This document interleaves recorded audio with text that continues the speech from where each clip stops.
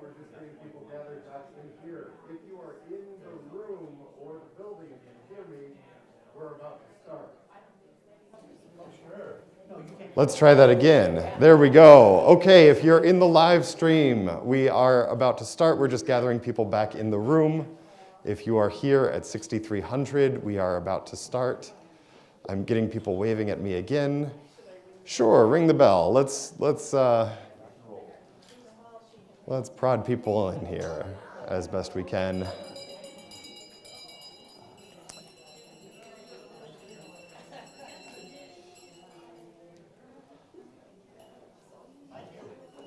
I'm going to apologize to our board president because I did jump the gun, but I was getting texts from people on the live stream saying, "Why haven't you started yet?" So.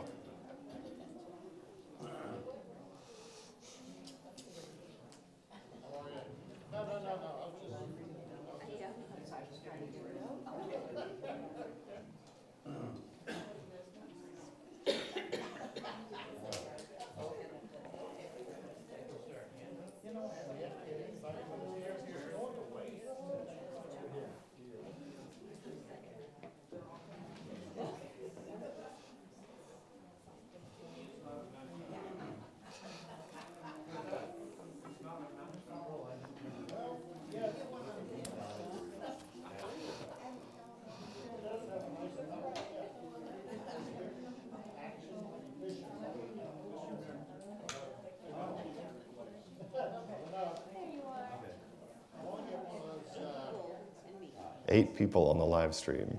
Oh, I'm still very live.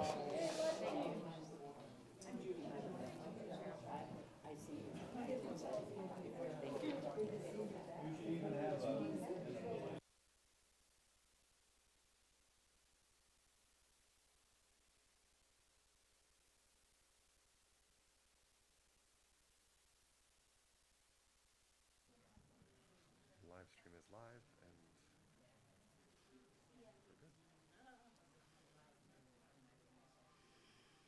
Good morning. Thank you for staying this morning, either here at Church in the Sanctuary or on YouTube, if that's where you are. I'm Melody Vaquero, Vice President of the Board of Trustees. This is our second town hall in preparation for our winter 2023 congregational meeting on Sunday, December 10th, which is next Sunday. I would like the other Board of Trustees members to stand up, staff, treasurers, our program council leaders and liaisons, stewardship team, and all those who served on the Bylaws Review Task Force. If you could just stand up so we can start on a moment of recognizing your hard work. Yay!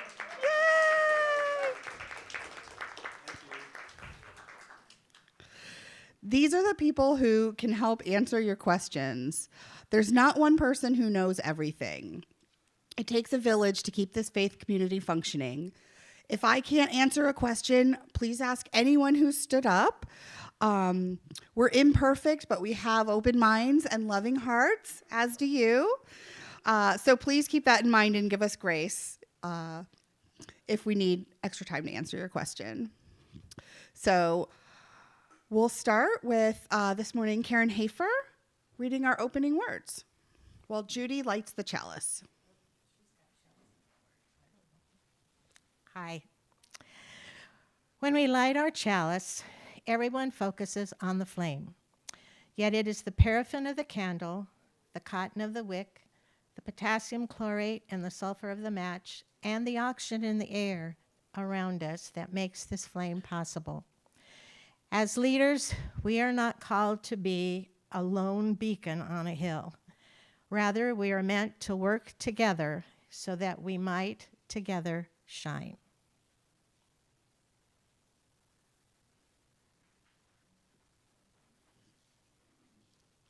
Thank you, Karen and Judy. This meeting is designed to help you understand what will be presented for consideration and vote at the winter 2023 congregational meeting, which is next Sunday. Everyone should come, including candidates for the nominations committee, the minutes from our spring meeting, the bylaws revisions, and our budget for 2024. For those who are newer to the church, welcome. We're so glad you're here and participating in the governance process. We hold 2 congregational meetings per year, one in May and one in December. At these meetings, members of the Unitarian Church of Lincoln exercise our democratic process. This town hall is designed to give you space to consider and ask questions. For those of you watching on YouTube, please put your questions in the live chat and we will do our best to answer them. There is a little bit of a delay between people typing at home and our reading here in the space. So just be aware. That's just kind of a known technical reality. For those of you in the sanctuary, please raise your hand and our volunteers will bring a microphone to you.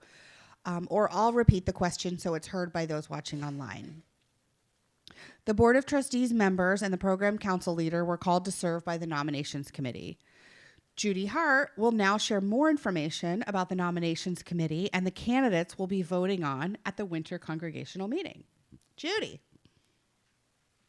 Thanks, Melody. I have to grab a music stand.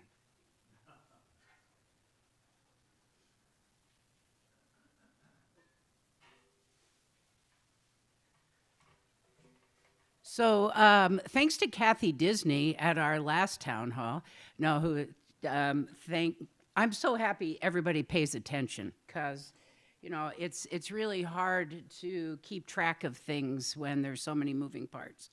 But let me first tell you what the nominations committee is and then how Kathy helped us pay attention. So the purpose of the nominations committee is that the committee recruits candidates for various church leadership positions that are elected by the congregation and assists in identifying candidates for other church groups as requested. So every year at this time, we usually have 5 people on the committee at one time. And for 2 years, 2 people cycle off. And then in the 3rd year, 1 person cycles off. So you have constant turnover. When we did our first town hall, we thought only 1 person was cycling off because we had our notes wrong. It's actually that 2 people are cycling off this year. It's Molly Payzant and Arden Hill are cycling off. So it means we're actually voting for 2 members for our nominations committee this year. And thank you, Kathy. Arden thought he had started in when he started, but we had that year off. So does that make sense to everybody? Institutional memory. Oh, man. That's where words come in, Oscar. And it is a mystery. So we have 3 nominees for to be considered for this year. And Joanne is here, and is Joanne here? I don't think she was able to be here today. And Diane Richards was unable to be here today. She wasn't feeling well. But their bios are here in your packet. But Shelley Fowler's here, and this is a great opportunity for Shelley to say hi and to tell you what her experience has been in this church. So, Shelley?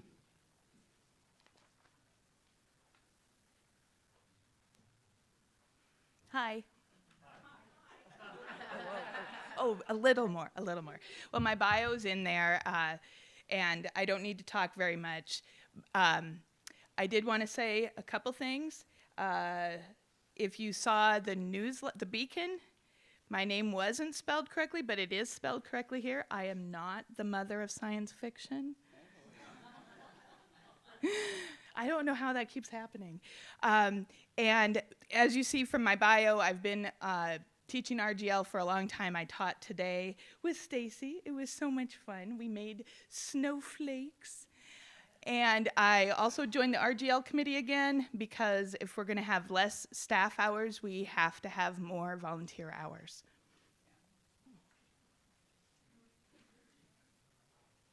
So I just thought you might want to know who the other members of the nominations committee are right now. I'm on the committee. I'm filling Christy Wamsted's unexpired term. Elle Stratman and Emily Shatil are currently on the committee. So we look forward to having 2 new members after the congregational meeting. So does anybody have any questions about this? Thank you.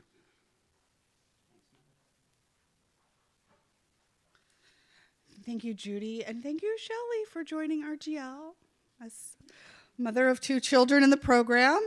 I really appreciate it. One of the board's priorities is to get more people involved and engaged in every area of our church. The nominations committee has played a crucial role in developing leaders in our church community. So many thanks to the nominations committee members who have worked hard to find candidates for leadership positions.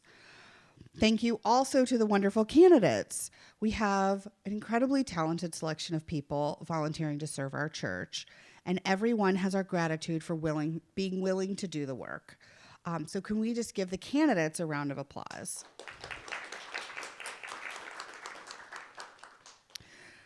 Are there any questions about the nominees that we want to go through?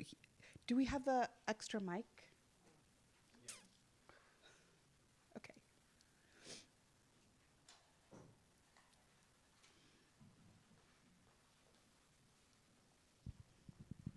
Are there no board openings? Are there no people being voted for on the board other We'll do that in May. That's what I needed. So board openings will come in May.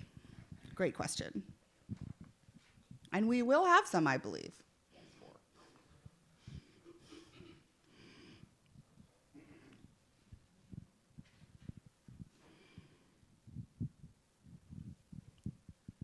Okay. The next order of business is to review the minutes from the spring 2023 congregational minutes from meeting.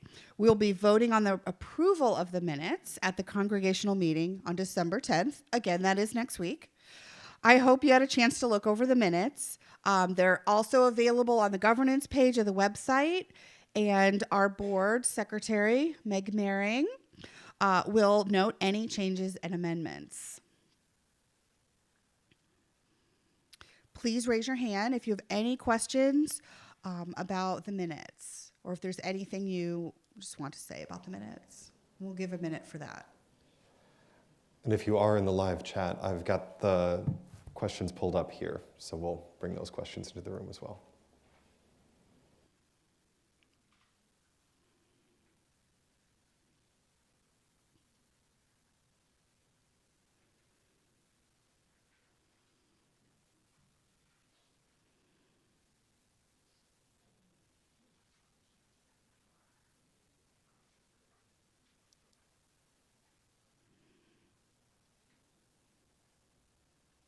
All right.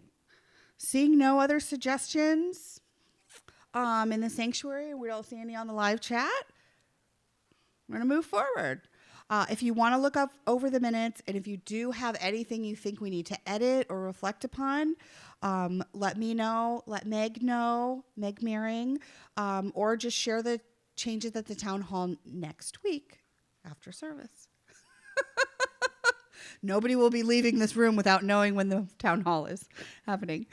All right, next, Judy Hart will share the information about the Bylaws Review Task Force and the recommended changes to our bylaws. Welcome back, Judy. Thank you, Melody. I'm glad Oscar got us lubricated enough for a bylaws conversation. So thank you for that. So last year I was the president of the board, and our board our bylaws tell us that we should review the bylaws every 5 years. So I was really paying attention to that because that was my job.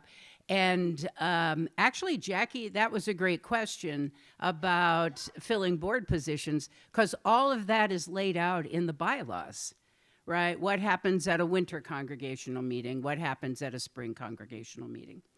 So in 2022, the Board of Trustees created the Bylaws Review Task Force. This team of church members was and is greatly influenced by beloved conversations within and among anti-racism programs. I really want to say that out loud because it really did change our thinking about what obstacles and we needed to remove from the bylaws, right? So could I have everybody who worked on the bylaws come up here with me? I am definitely not an expert on all of the words. So I really am an expert on the mystery of the bylaws. So my job was to be the organizer. So I organized these brilliant minds that are standing behind us.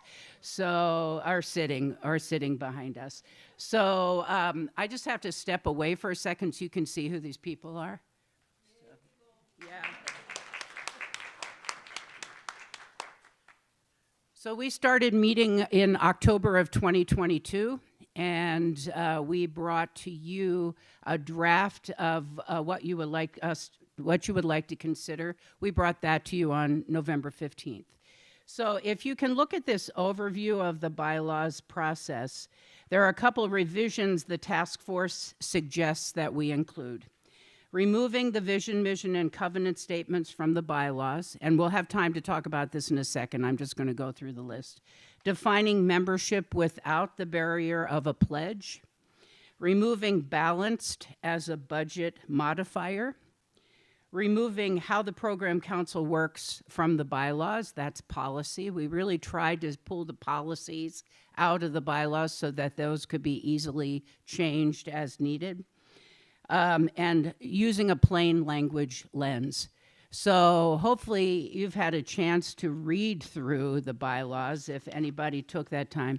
We tried to make it be a living document that you could really read. So these brilliant minds behind me, including the Reverend Dr. Oscar Sinclair, will help answer questions.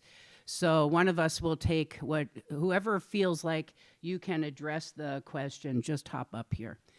So does anybody have any questions about the draft of the bylaws that we're asking you to accept at the congregational meeting? Jump up. You might want to jump in.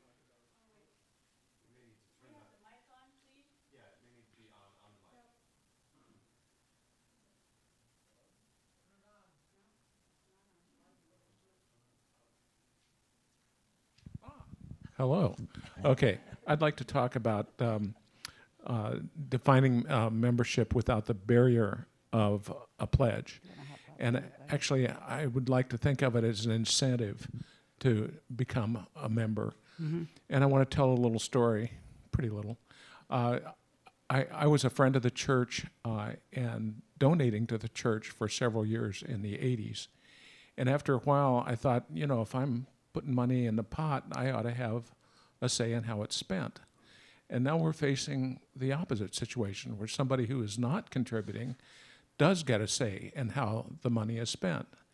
And it just seems to lack an element of fairness. I think you need to pay to play, so to speak.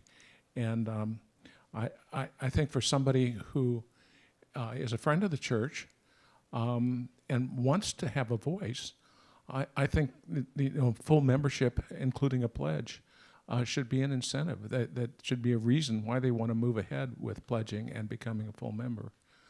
So, will we have an opportunity to vote? I mean, I think this is pretty vital, defining membership. And is there any possibility of voting on this separately from the entire package? No. It's accept as drafted or vote no.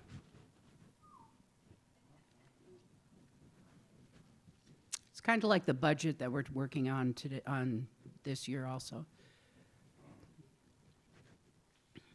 Anybody else want to address the membership? John, do you feel like you could give us the testimony that you gave us at the last town hall? Hold on just a second, the mic's coming. Thank you. Sure. Hello. What I had said before was that I have a near and dear friend who actually likes the church, but who has had very bad experiences in other churches. Basically, you have to meet a certain minimum or get out. And it's that kind of a barrier that I'm concerned about. In my own case, my barrier is remembering to set up the periodic deduction from the bank. But that's another issue. No, but seriously, it's, in fact, I would be happy if we made it most explicit to people coming in that,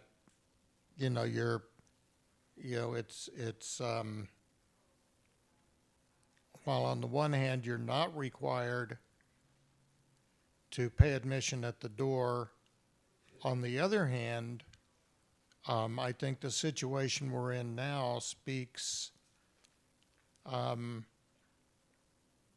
to a number of weaknesses, including, I'd like to know a lot more details about our financial situation so I could speak more accurately to that. But I think an expectation of financial participation is different both than a requirement and an expectation that one has a certain level of income that enables a certain level of contribution. Thanks, John. And thank you, Alan, also. I mean, this was not an easy, we've been wrestling for a year, more than a year. We've been wrestling for almost, since we started Beloved Conversations, we have been wrestling. So, Leslie? Very quickly, I'd have to say I agree with Alan and have some fairly strong feelings about it to the point of thinking it's as important as anything else in the bylaws. The reason why is because for as long as I've been here, there's always been a very conscious sense to tell people it's not the amount, but you need to contribute, in whatever way, time, talent, treasure. I think everybody's been very good about that.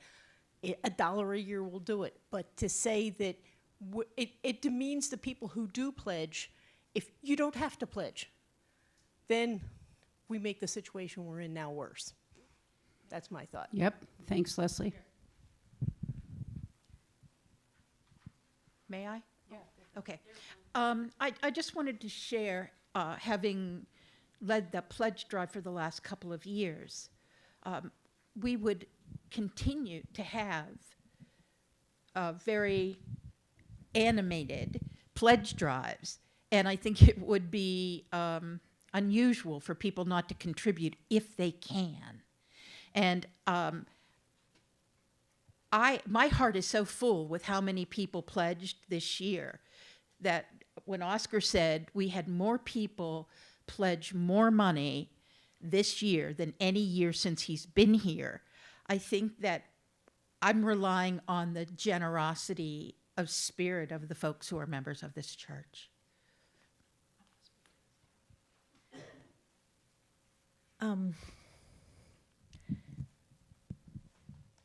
I want to acknowledge the feelings in the room to begin.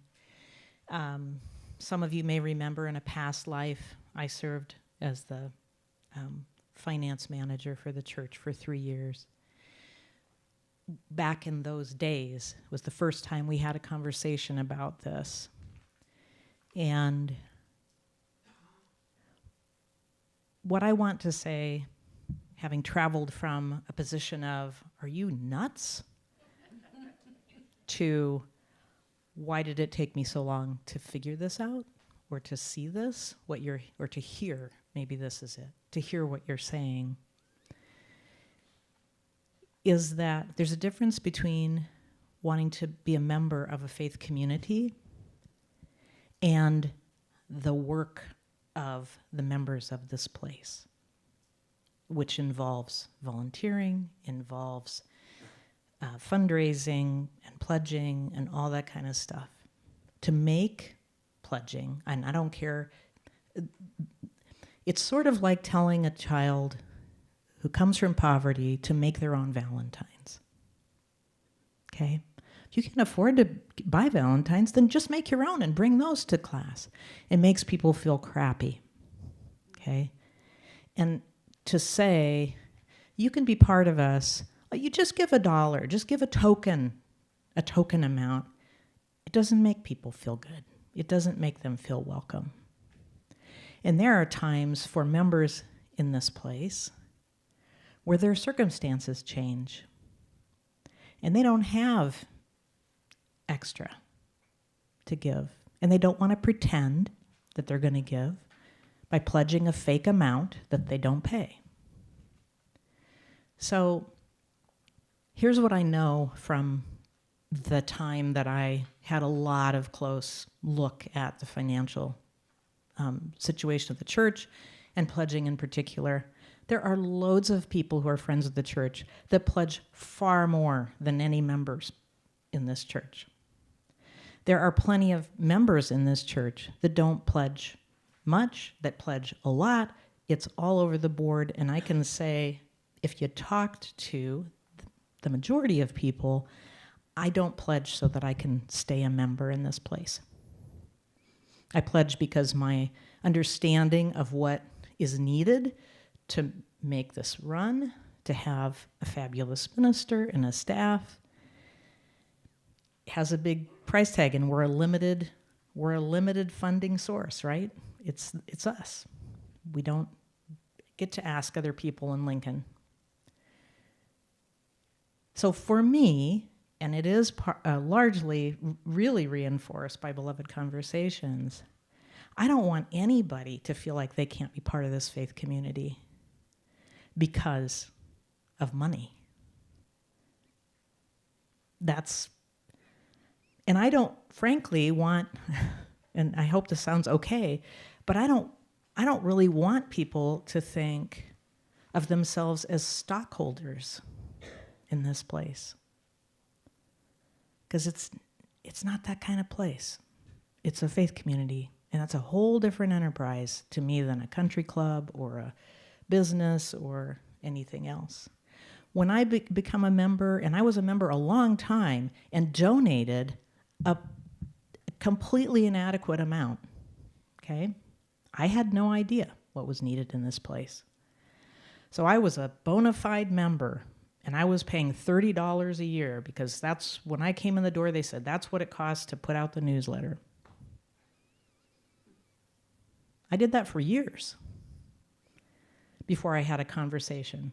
And when Judy talks about, Judy talks about the pledge campaign and having conversations, to me, that's stewardship, and that's taking care of this community. And if I have to cover, quote unquote, another person who has no capacity, I'm happy to do that. And I'm happy to have them singing beside me in this place. I don't care whether they... Do you feel like a friend of the church is any less a part of the faith community? The only difference in the bylaws revision between a friend and a member is a member signs the book and makes a promise to uphold. Make a pledge to their friend, aren't they as much a full participant in the church other than voting on the budget? Repeat the question. Okay. What? I've got another person over here. Okay. Sorry. The question was, do I think? Repeat.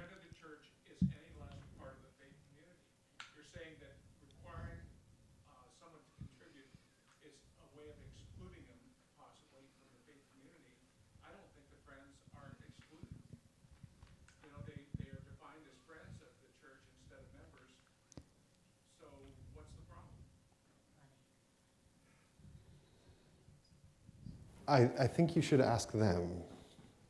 Yeah. I mean, is the best answer I have for that. I want to jump in and sort of refocus for me as well, because I think what's also important, in addition to what we took out, is what we have in here that we added to this section, right? Which is that members of the Unitarian Church of Lincoln, I'm going to get this right, have signed the membership book and support the mission, vision, and covenant of the church. That wasn't in there before. So one of the things that's undefined for us is, what does it mean for members to support the vision, mission, and covenant of the Unitarian Church of Lincoln? And that's a question of collective endeavor. That's a question of church culture. And I think it's up to this church and how you talk to each other about how you support the church to say, it is our collective work in supporting this church to make sure it's funded, to make sure it has volunteers, to make sure that it's present in the community. Our community minister, Kimberly Debus, wrote a great blog post on churches as common endeavors last week. You should absolutely go read it. Because it is a countercultural thing to do. And so in writing these bylaws, we moved away from a definition of membership that's very, very prescriptive. You're a member if you pledge and sign the book, to you remember if you sign the book and you support the work of this church. And how you support that work is going to be a thing that we figure out together. I can tell you, like, in the previous version, like, you were a member if you donated or if you pledged $5 and signed the book and didn't do anything else.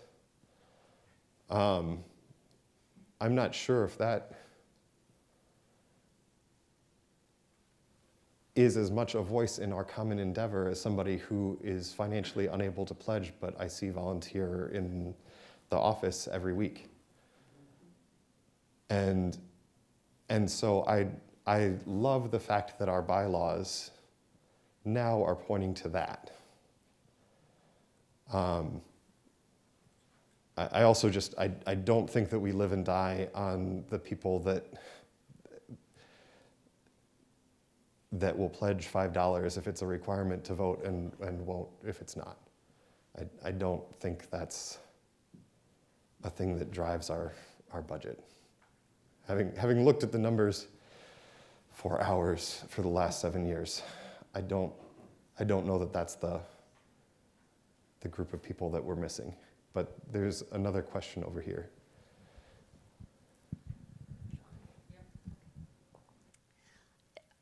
In the same, let's see, where are we? Okay, in the same section, to add another dimension to this, could you please explain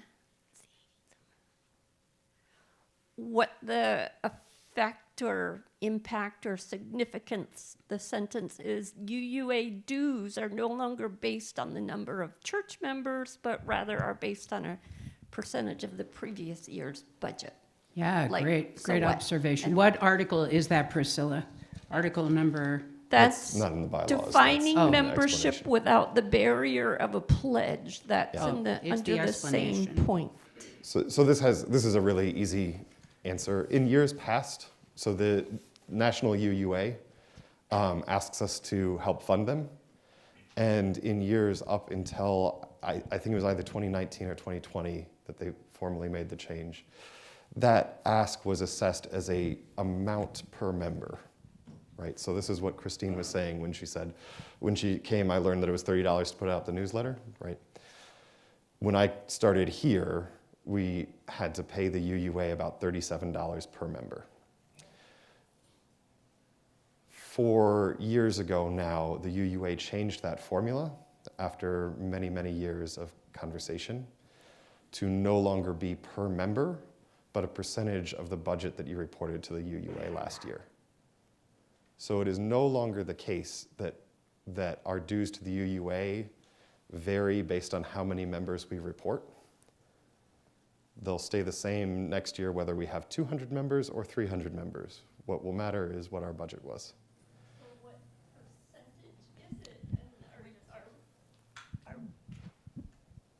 What percentage is it, and are we expecting this to be more or less amount of money compared to payment by number of members, or like how does this It works fit in? out to be almost exactly the same. My vague recollection is it's somewhere in the neighborhood of 7.5%. It was 29,000 in last year's budget. So whatever percentage of that of 500,000. There's also some variations based on,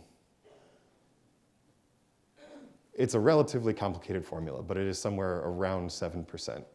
they did a lot of work to figure out how to do it so that it wouldn't be a sharp difference between the old formula and the new formula. And I think I can say that that was successful because we made the change several years ago and we're talking about it now, right? So we didn't actually notice that transition happen in our budget. But what it does open up is being able to make this change to the definition of membership.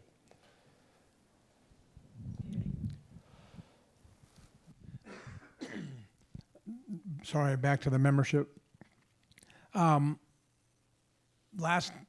town hall, I also spoke on this and kind of along the lines of what has been said as well on membership and should they pay or not, or have a pledge.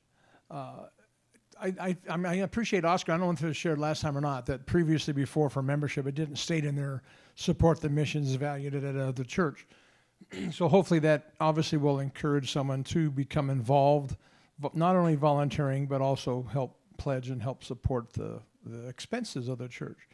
I mentioned this last time, though, whether, again, encouraged to pledge or encouraged to become involved or something like that. I guess it says supports that, so maybe that's okay, but it does still feel like there should be some encouragement to make some monetary contribution, but thank you.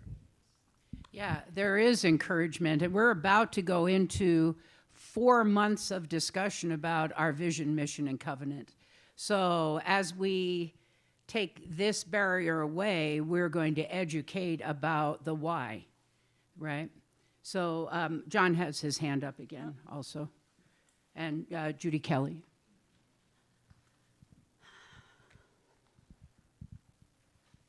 John, here you go. Sure. Since we're getting a little closer to nuts and bolts on the finances, what role does the weekly pass the plate contribution play? Because I don't believe that people who drop a gold coin or a $5 bill or however much, can practically be tracked, but I'm just wondered how we figure that works into this whole thing. That's in the budget. It's not included as pledges, so it doesn't have anything to do with this conversation. We do have a whole budget conversation coming up. So do we have any, if we can stick to the bylaws while we've got these folks up here, and then we'll tap in the financial folks for that conversation. I think Harry, are you still in the room? Harry did need to leave. Okay. Well, regarding encouraging people to invest their time, talent, and treasure, we have a recently formed stewardship ministry team that is working hard to try to identify exactly that. How do we engage people? And it will be beyond our robust annual pledge drive, annual giving campaign, but we do have a mechanism in place that hopefully will address that. So maybe Harry heard me out in the... Yeah. Any other questions? Yeah, and please reach out to anybody on this committee for a cup of coffee and a conversation. Priscilla? Just a comment, previous town meeting or town hall, several years ago, pre-pandemic, we were chiding ourselves on how we cannot, or we are uncomfortable talking about money. So we have to remember that, and we have to keep talking about money. We can't let that slide if we take pledging out of membership. We have to talk about this, and I just want to bring that history up now so people remember. I think that's a great observation. I think we have a lot of things that we have to talk about post-pandemic. So we're in a different world. So I think we're at the beginning of possibility. So, if next year we find out something else, we'll bring it to the congregation in this format. So thank you all for that conversation. Please reach out to us if you feel like you either weren't heard or weren't heard deeply enough. Please reach out to any of us and we'll continue that conversation as best we can. I mean, we're all on this journey together. So thank you. And again, please thank this committee. It was hard work.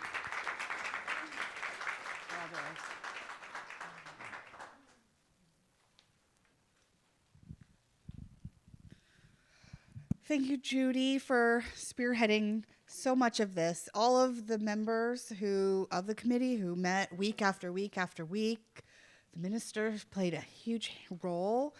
And I'm so grateful that we have a space where we can have robust conversations. There's somebody left a book somewhere in,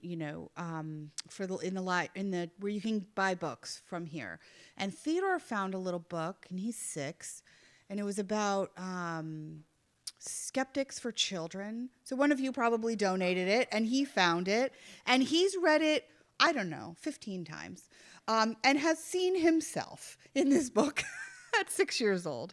And it's the kind of place we can just have big conversations and big debates and engage in democratic process. So anyway, I just want to thank everybody for that. And specifically, if one of you left that book that now my child is beloved to, thank you also.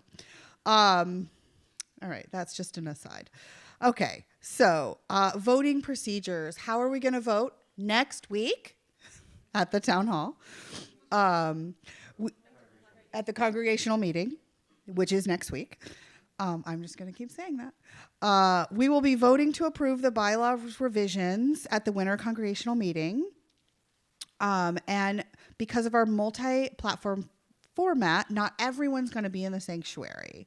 To give everyone a voice, we'll be voting online again as we've been doing the past several congregational meetings. Immediately following the congregational meeting, you'll receive an email from the church office with a link to the Google form ballot. If you need to update your email, contact the office this week. There will be instructions on the Google form ballot on how to vote. Please follow those instructions closely. Once you're done with your voting, you'll click submit and it will go to the church office for counting. For those who do not have an electronic means of voting, or you simply don't wish to have an electronic means of voting, we do have an option of a paper ballot. Just let the church office know. Only church members may vote. You'll have 48 hours after the email to complete your voting. Results will go out in the Friday e-blast after the meeting. Are there any questions on the voting process? Thank you. Just to reiterate what we talked about at the last town hall meeting too, a quorum is determined by those who vote, rather than determined by the number of people who are in this room next Sunday for the meeting. Is that correct? Correct.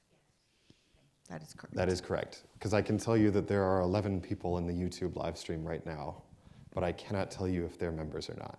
So I cannot tell you, for instance, if that would count for a quorum for this meeting, which is, yeah. It looks like Jackie has a question. So the budget, line by line, and what's been cut is available online through the website? Where do I look at that? Yes. There's a packet for the winter congregational meeting online, and I think it links right on the homepage, right? Yeah. It's right on the homepage, and there's a whole list of documents there. So there's a couple places that you can find it. You can go to unitarianlincoln.org/governance. Right? That is our governance page. That's what has all the documents for everything. One of the first links on that is the full line-by-line budget. I believe we've also linked either to that page or to the document directly in the last 2 e-blasts, and there should also be a link to that page in your newsletter. Again, it's unitarianlincoln.org/governance. Also, if you want a printed copy, come to the office. We've got a couple of them. It's many pages long, so we didn't print them out for these meetings, but they're available.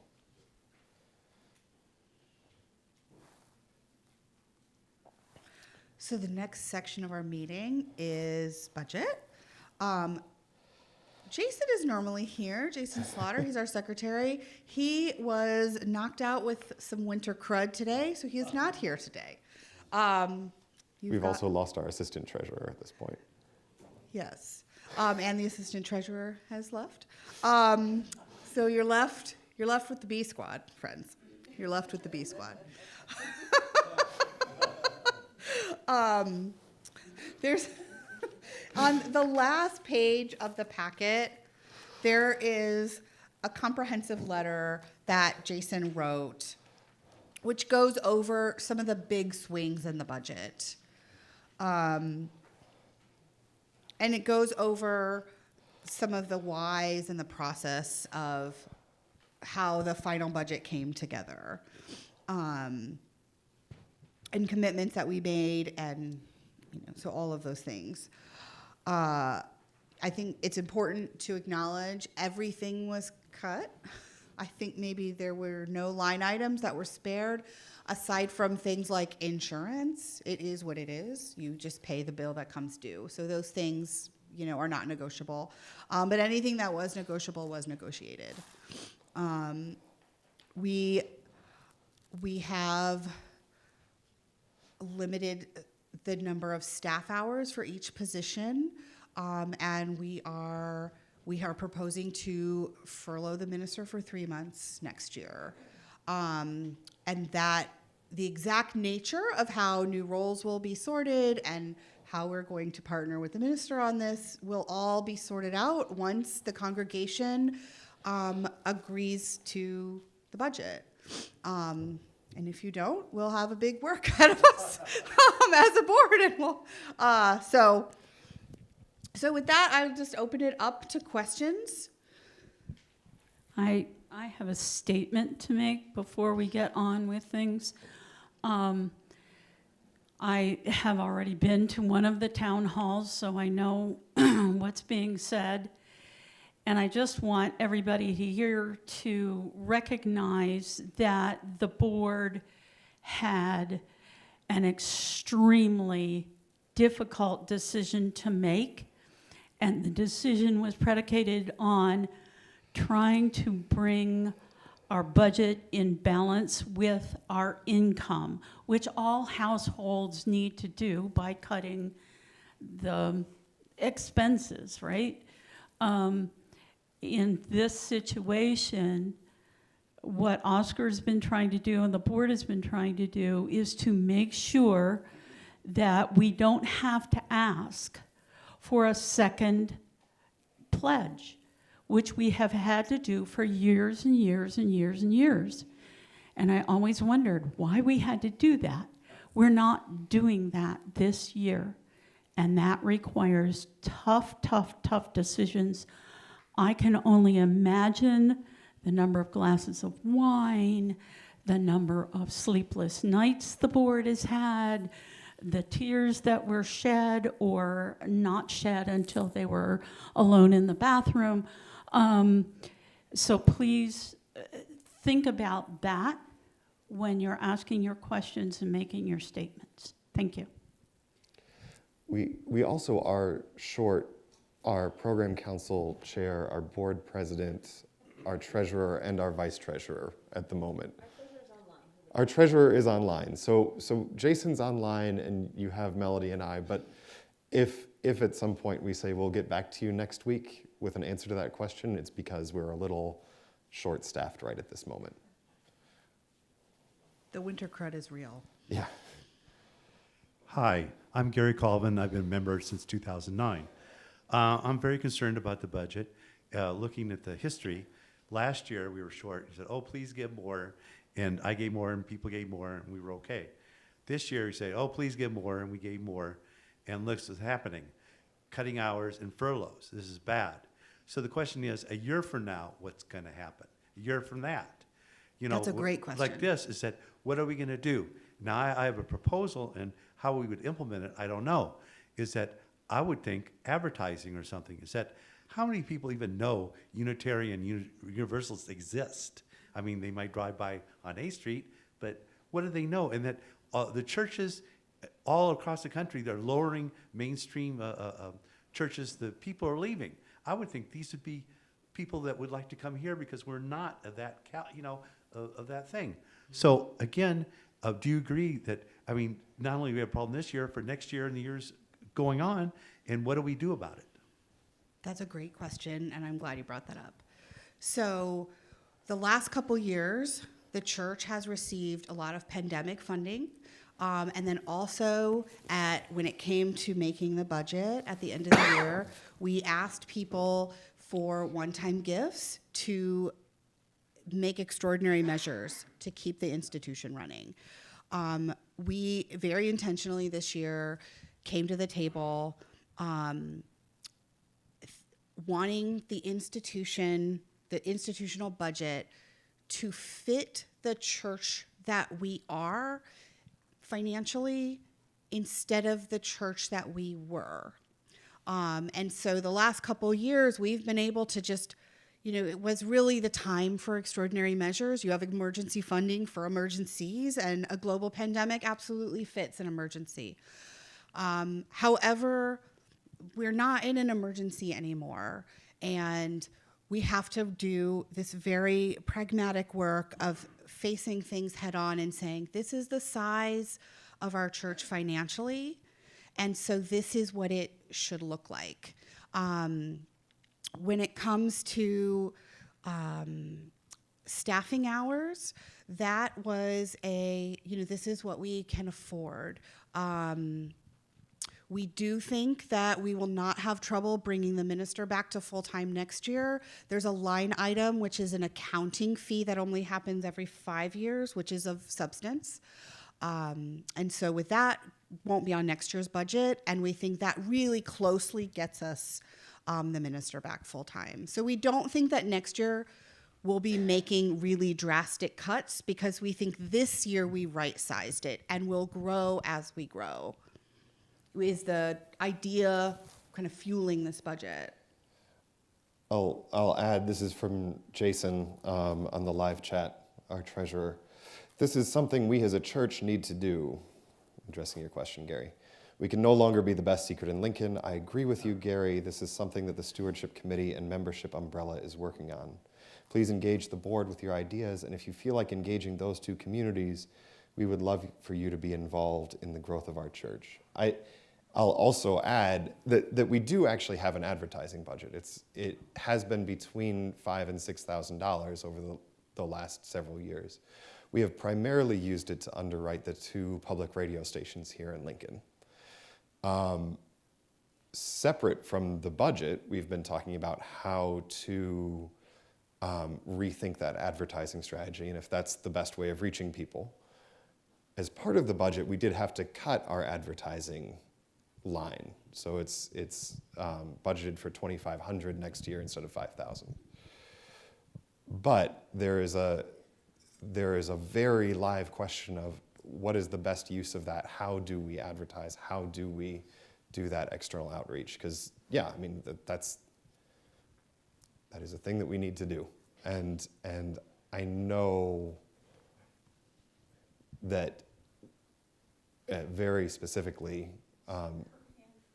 Jean has been waiting for the results of the annual giving campaign to see who was interested in that, to figure out who they're going to reach out to to put together a team to work on advertising and external communications. I agree with Gary in the fact that we need to attract more members. And I would like to say that it's helpful if we all have an outreach kind of mentality. How do we tell more people about us? And I realize that I might sound a little bit like a broken record, but I'm going to say it again anyway. Justice in Action is a great forum for us. We're gaining a lot of visibility in Justice in Action, and even though all those people belong to churches, they don't belong to the coolest church like we do. And that is becoming more and more apparent. So I think that's great. But also, where do people like us hang out? And we should be there. Okay. stacked up like planes in O'Hare. I want to start my comments by thanking everybody who has produced a budget draft because it's a lot of work. And anyone who's been in church leadership, myself included, knows how much it really requires. I also want to say I used to really get irritated when I was in church leadership and we developed a budget and someone would say something that maybe changed it or seemed like it was there. But this comment might be in that vein. And again, it's completely respectful and I appreciate everyone's input. So whenever I look through a budget, and I did, I went through the governance page, and thanks you again for mentioning that. I always like to look at the line items because they speak to our values. And I see a lot about justice, for example, justice in action.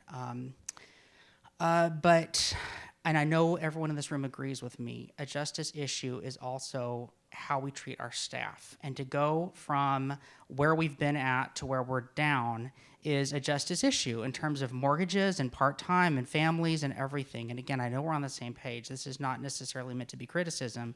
But as I'm looking back and just kind of thinking of the years when we talked about how we look at money and what we do, our staff really makes so much of what we do possible. And our success doesn't happen when our staff aren't compensated. And again, I love Oscar big time. It bothers me whenever I hear talks about, well, we're going to take the return to full-time for a minister.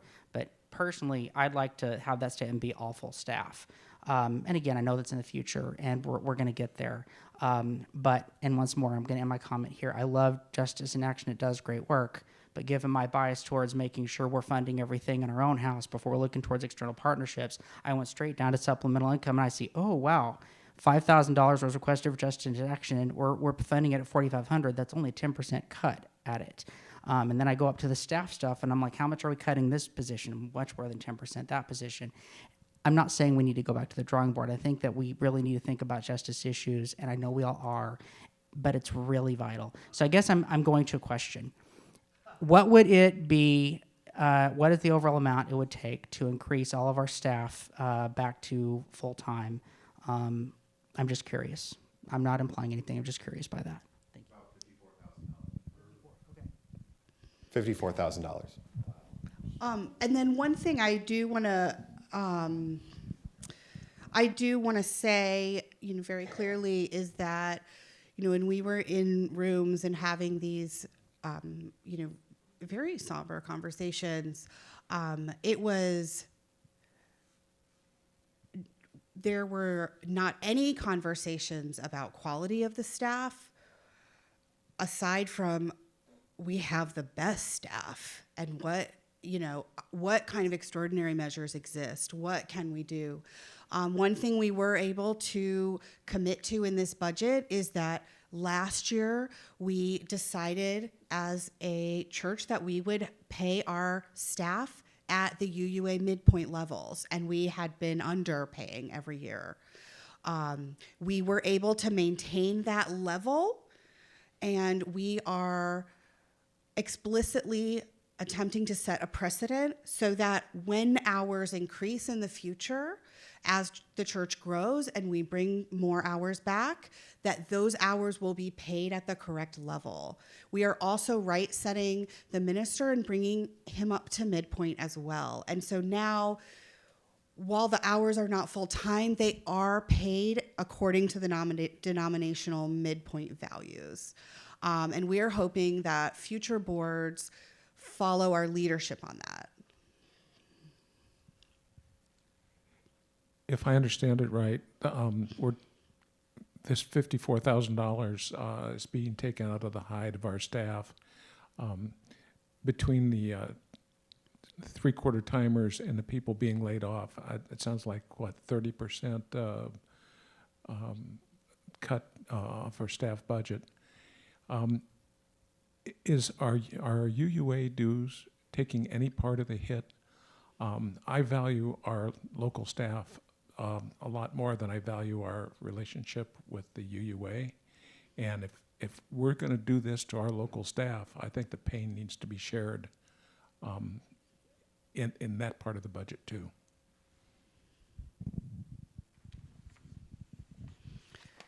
When we discussed that exact issue, we looked at precedents set by the history of all the boards, and we've never not paid our full share. So we did not decide to do that this year. We've always paid everything the UUA's asked us. So we didn't. So no, it didn't take for the last 25 years, as far as back as we knew. And so we went with that precedent in this budget.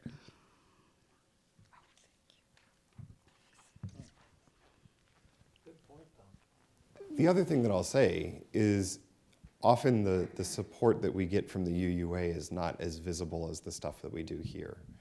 But the things that the UUA does are, for instance, when we're in this moment, David Pyle is the person that I call and say, we're in this moment, how do we communicate with our staff? How do we communicate with the congregation? How do we manage this drop, and what are the best practices for other churches going through this? Like, the support for all of those questions comes from the UUA. And that's what those dues are paying for at this point. And so one of the things it's as true of the UUA as it is true for an individual church, that the association is a common endeavor. Like, the Unitarian Universalist Association only exists because churches pledge to it. And it exists much like churches do because we are a stronger institution when we are sharing resources and sharing best practices. So I hear you, Alan. That's because it is a big line item.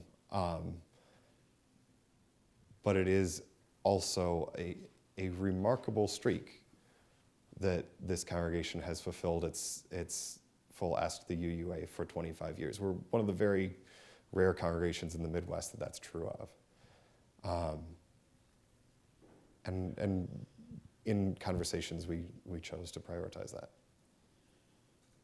If I could take $30,000 from the UUA and give it to the staff, I'd do it. Yeah. That would work for a year, but then if the UUA disappears, our life gets a lot harder, I think is the point that I would make.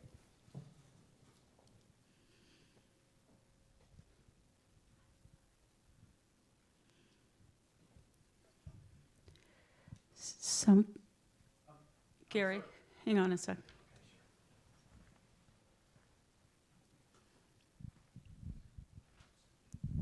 I'm just curious. We kept on saying that we want to do the median of the churches, the midpoint for the salaries. The number of members we have in the church, where are we in relation to all the other churches? Are we in the upper half, bottom half, or where? Do we know? Why, yes. This is one of the things that the UUA does.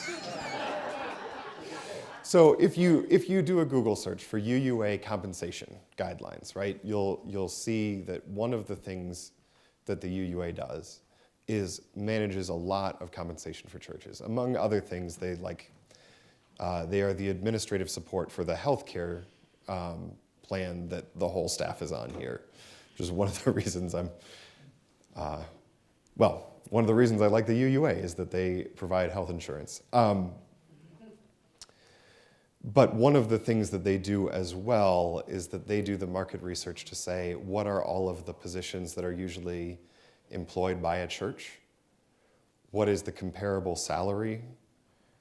And what is the church size? So I can tell you that we're considered a mid-sized 2 church, which is in the upper quartile of churches. We're about the 70th to 80th percentile of UU churches. Sort of the average UU church is about 100. Wow. But the average UU church also doesn't have a staff like ours, right? So I would encourage you to look up this website, UUA compensation, and it'll have breakdowns of what are the church sizes, what are the median budgets and median staff sizes within each size. That is one of the very concrete things that the denomination does so that we're not trying to make this up on our own every year. Thank you. Something else I just was thinking about your comments, John.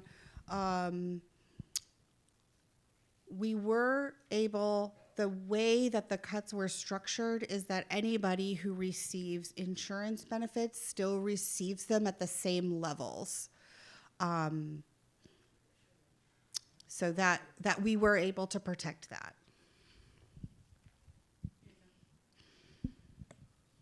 This is on? Okay.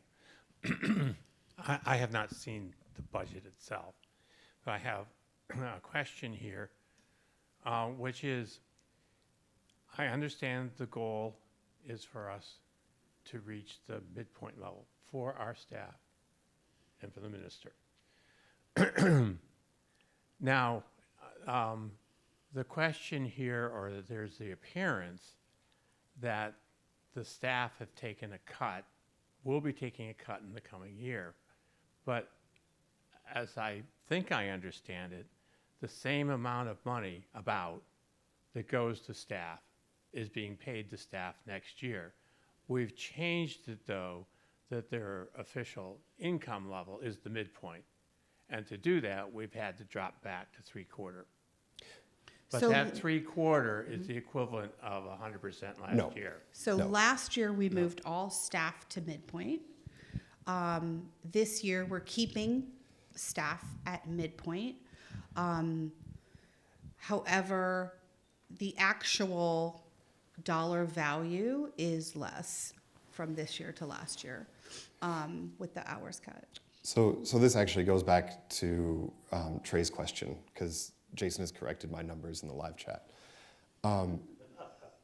Our total staff compensation, our total staff salary number last year was $251,000, right? Out of a $500,000 budget. This year it will be $197,000, right? So that's a 20% cut. Now, here's the piece that Trey wanted me to include. That's a $53,000 cut to the staff salary lines. The total change between the budget that was requested and the income that we had was $116,000. So it is not the case that we simply cut staff lines. Part of the driver of that is that a lot of our fixed costs went up in the last year. So the insurance for this building went up by about 20% this year. Our health insurance costs went up about 20%. Most of our fixed costs for things like Zoom went up like 20 or 30%. Most of our subscriptions that we function on went up. And so we got caught in this thing where we had a big inflationary spike in a lot of our fixed costs right as we were adjusting out of the pandemic to say we're not going to depend on one-time donations that we did 3 years in a row, and we're not going to depend on federal grants that aren't there anymore, right? So it is a significant cut both to salary lines and to the budget as a whole beyond just salary. But it also is the thing that will allow us to be sustainable going forward. Something around justice and the people that work here. The board is committed to ensure that job duties are also cut in line with to match the hours that we're asking them to work. And the board has explicitly given Oscar our full support in these conversations of how we're going to move into next year. We will get less services, and that's okay, and that's appropriate. We're not going to ask our staff to work full-time jobs in part-time hours. That's really, really important to us. And so, that is definitely something we considered as well. Hang on a sec. Come on. Getting my steps in. I think Evelyn is owed a round of applause at the end. She's been the foot for all of this, so thank you so much. I thank you for that, Oscar. And again, and thank you as well, Melody. There's so much thought and consideration that goes in. Costs have gone up, fixed costs have gone up. It's going to sound like in a moment I'm picking on Justice in Action. I'm not. Can you educate those of us who don't know? Is there, like the UUA is now, how did that $4,500 get determined? I'm just curious. That's the one cost I don't know that much about. It's a percentage of budget. So it's a tenth of a tenth is how we set it, because for much of, doesn't matter. It's 1% of a budget. So that's actually why it's fallen from 5,000 to 4,500, is because our budget has fallen. Right? I'll say I'm the co-president of Justice in Action this year. The Unitarian Church of Lincoln has been one of the leading congregations in following through on what we've been asked by that organization. Much like the UUA, I do think that matters, because if we're doing this thing together, then we've got to fulfill the commitments that we made. And so when 2 years ago we were setting up Justice in Action and figuring out what is a sustainable thing that we can ask churches who are part of this coalition to do, we said 1% of budget. That seems like a reasonable thing to ask. And we're doing it, and I'm proud of this church for doing that. I think, was that a hand from?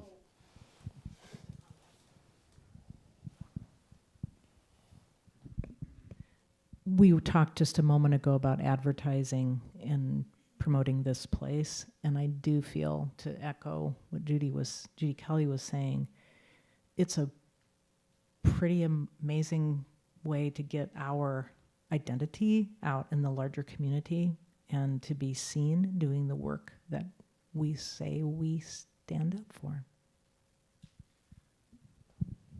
And there's some exciting stuff coming up. I mean, we don't have these plans firmed up, but imagine, if you will, in the next couple months, an event at the county jail where Justice in Action is helping to bail out people that are in the county jail. We have press there. I'll be speaking, and we'll have a bunch of Unitarians in Unitarian Church of Lincoln t-shirts there. There will be other coalition members as well, but there is, boy, I wish this wasn't recorded. Email Oscar for details. We show up, right? And sometimes showing up is really good advertising. And so it is. I am both involved in Justice in Action because I think it's important, but it is also true that the more we show up there in a place where we just happen to be also getting press there, that's advertising that we're not paying for. I would like,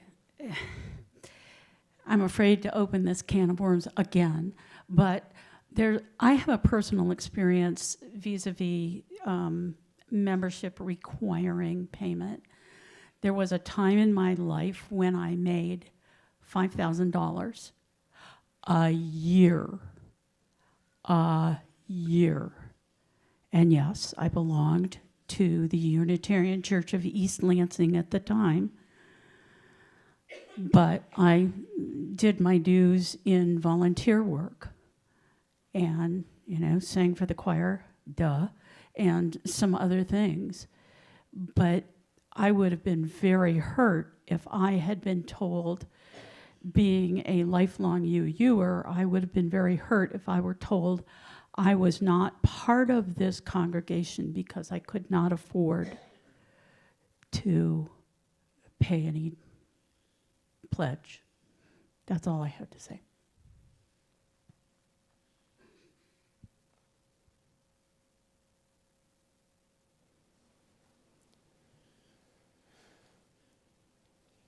Are there any other questions or comments about the budget?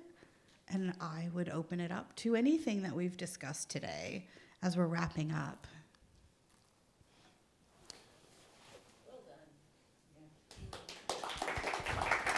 I think Roger's got one back here.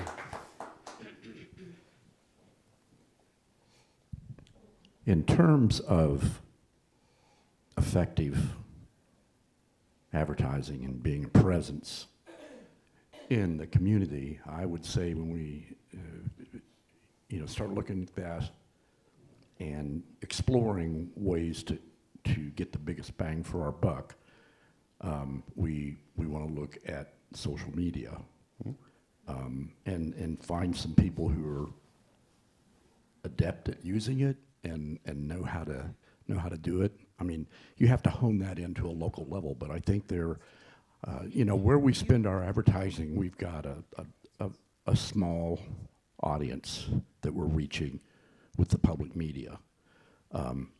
Oftentimes like-minded people, but I think we could probably get a lot of bang for our buck by exploring ways to use social media. Yep. So this has been a long hour and a half town hall, right? We've certainly had ones that are more fun than this in the past. But I do, I guess I want to end by sharing a little bit of what Stacy and I have been talking about recently, which is that this feels really strange to be having this conversation about finances in this moment in the congregation's life, because it is not true that we are in dire straits as a congregation.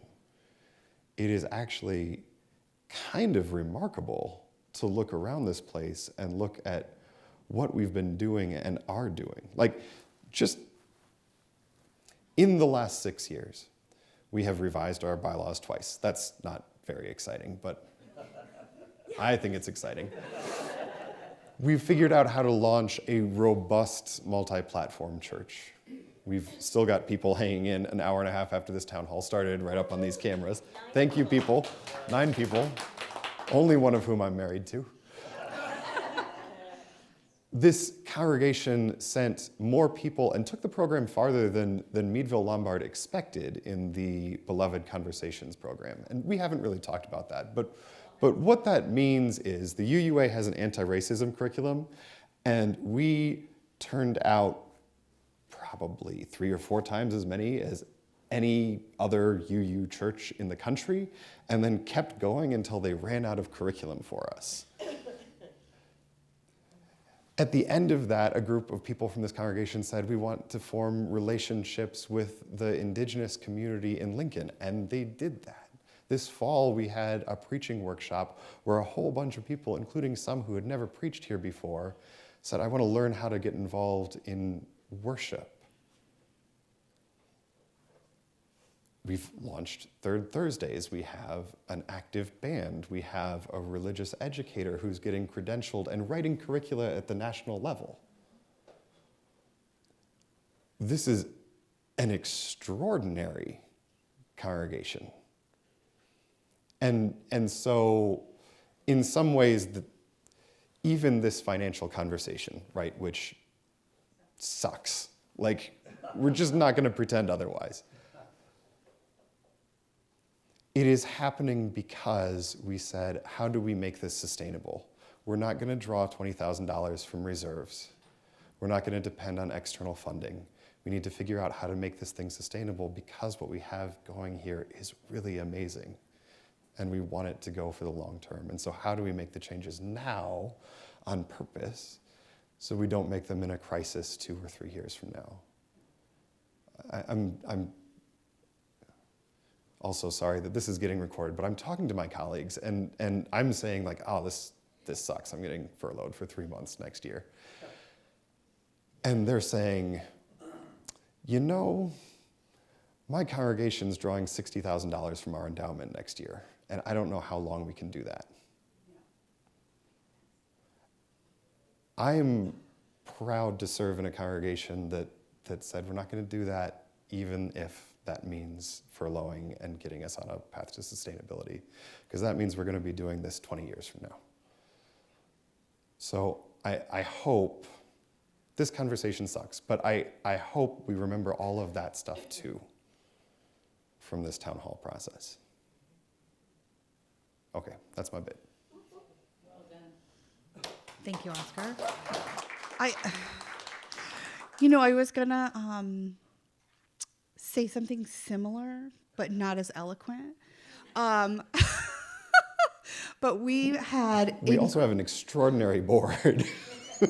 We had an incredible amount of participation in the pledge drive this year, more than the last several years. The last several years were floated through extraordinary measures. We are a church in growth. We are a church that is moving forward in big, big ways. And so it was appropriate, it was responsible to do anything possible to keep everything floating through a global public health crisis. That just makes sense. And it makes sense to get back to where we were and to grow and keep going. And so it really does suck that we have to, have this tough conversation this year. But I do just want to wrap it in this concept that in a time when churches in our denomination and beyond are wilting, we are growing. And that is an important acknowledgement that I just want to make sure is raised up in the budget conversation, because it can get lost with the really sucky part. But if we didn't have a global pandemic, we would have maybe had to do this sooner. But we are thriving in part because just everyone here is incredible in a variety of different ways. And that is where our strength comes from. So on that, we're going to wrap up the meeting. I'm so grateful to everybody who is here, who is online, who is watching this later this week. They were trying to get the secret sauce about Justice in Action. Whyever you came, we're glad that you did. Allison Starr, will you please lead us in our closing words? I have them.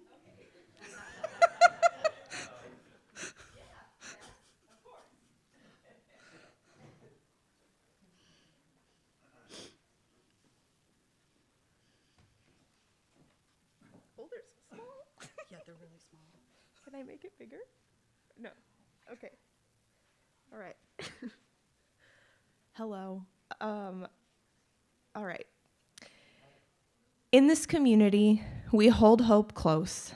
We don't always know what comes next, but that cannot dissuade us.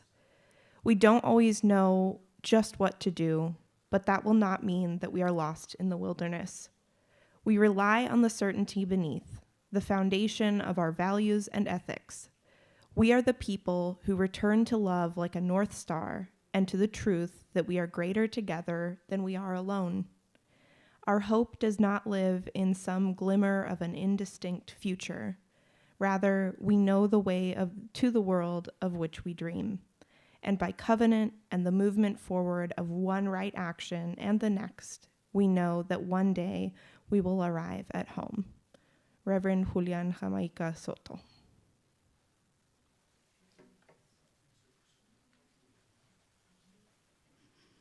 The meeting is now adjourned.